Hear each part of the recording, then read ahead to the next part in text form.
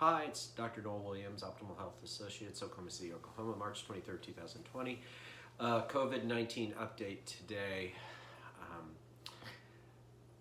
is a little harder because we didn't have tremendous good news today.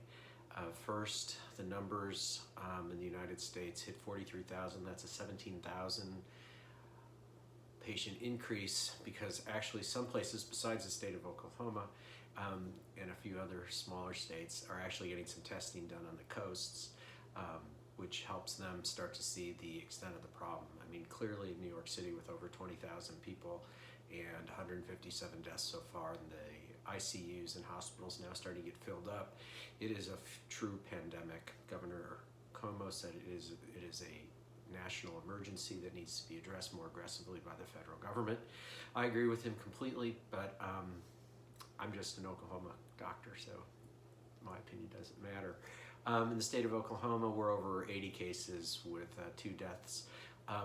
We're not going to have some huge increase in cases because we're doing no tests. We've reversed course, and the Oklahoma State Health Department made criteria, which I completely support in some respects, that we need to be much more careful with our testing and not test people with the sniffles, but I think we could probably do that without making the criteria set so narrow, which is now you have to have a exposure to a confirmed COVID case is the first step, and if you have that, but they have to confirm that you've actually encountered that person. And then number 2, you have to either be over 65, a healthcare worker, or you have to have a lot of comorbidities, meaning heart disease, diabetes, lung disease, a series of things that would make you at higher risk for infection. And now this is representational of the fact there aren't that many tests. So on one hand, I'm very supportive of it. On the other hand, I think it's disturbing and disgusting at this point that here we are, March 23rd, and we have still essentially no testing in our state. And making the criteria, you can only be tested even if you're really sick without a first degree exposure is a little crazy when we haven't tested almost anybody in the state. So it becomes really hard to completely follow that reasoning. But that's that, and there's nothing we can do about it. So please don't call your doctors for tests if you think you just have the cold. There's a very specific symptom complex with corona to be concerned about. 1, you start having a high fever, not always, but usually. 2, you're going to have a dry cough, not one that's productive, just a persistent dry cough, and it can get rather severe, and you can have a really bad sore throat. You can have a lot of flu symptoms, but you need some combination to really start thinking that you would be more at risk for it.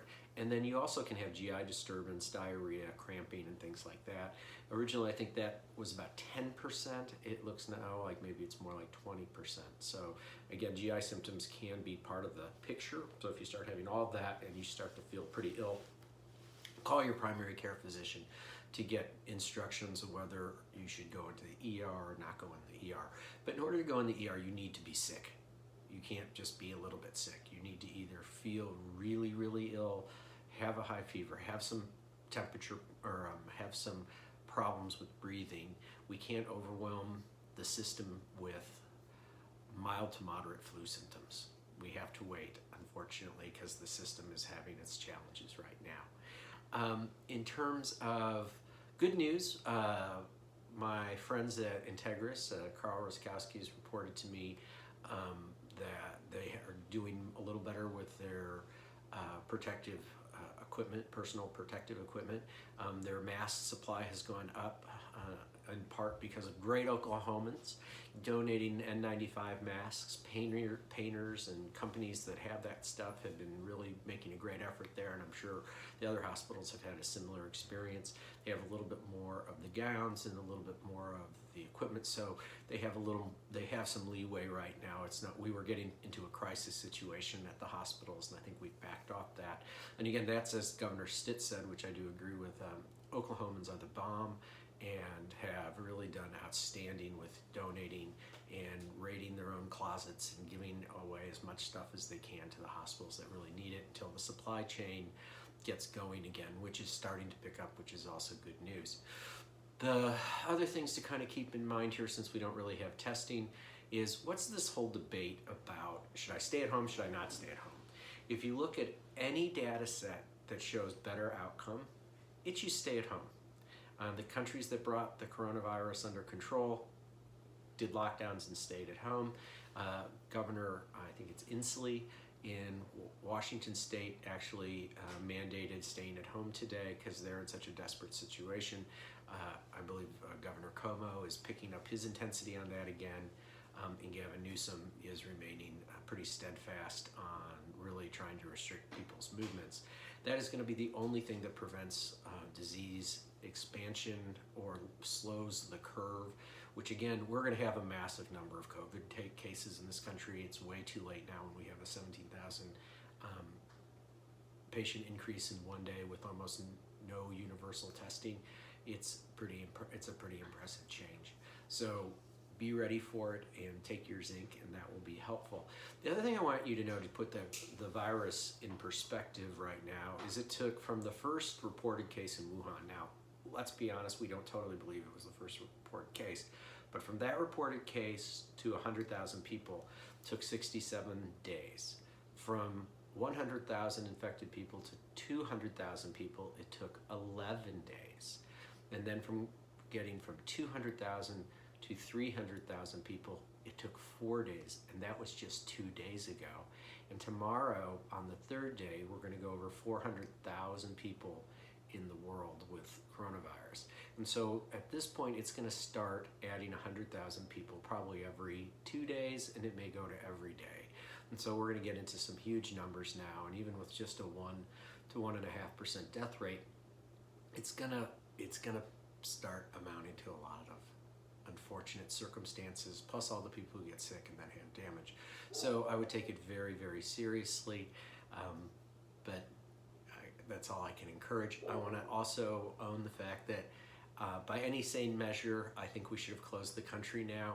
We're not going to, so I was wrong. I thought the information from the White House indicated they were heading that way as of the Friday before last, but clearly there's been a reverse in fortune for this. As Trump said, we're going to open up the economy, we're going to get things going again.